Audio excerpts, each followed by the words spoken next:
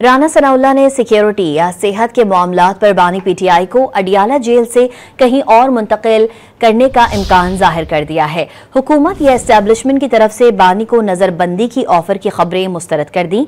आजम नजीर तारड़ ने दो टोक पैगाम दिया कि बानी पीटीआई की रिहाई पर कोई बैरूनी दबाव कबूल नहीं किया जाएगा।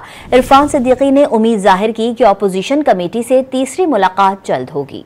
राना सनाउल्लाह ने बानी पीटीआई की अडियाला जेल से मुंतकली का इम्कान जाहिर कर दिया। दावा किया हुकूमत और एस्टेब्लिशमेंट ने कभी बानी को नजरबंदी की ऑफर नहीं की। सिक्योरिटी या सेहत के मामलात पर उन्हें कहीं मुंतकिल करने के इम्कानात हो सकते हैं। वज़ीर कानून आजम नजीर तारड़ ने दो टोक पैगाम दिया है कि बानी पीटीआई की रिहाई पर कोई बैरूनी दबाव कबूल नहीं किया जाएगा।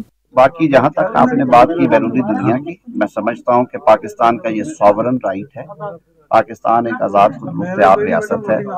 बानी पीटीआई तो खुद कहते हैं कि बाहर से डिक्टेशन नहीं लेनी, तो गुलामी की जंजीरें जो है वो तोड़नी है। और अमेरिका से या कहीं से भी कोई चिट्ठी आएगी या कोई हुक्म आएगा तो वो नहीं मानना। मेरे ख्याल में हुकूमत को एग्जैक्टली वही करना चाहिए जो बानी की अपनी ख्वाहिश थी। तर्जुमान हुकूमती मुज़ाकराती कमेटी इरफान सिद्दीकी ने उम्मीद जाहिर की है कि अपोजिशन कमेटी से तीसरी मुलाकात जल्द होगी और गुज़िश्ता दो की तरह अच्छे माहौल में होगी।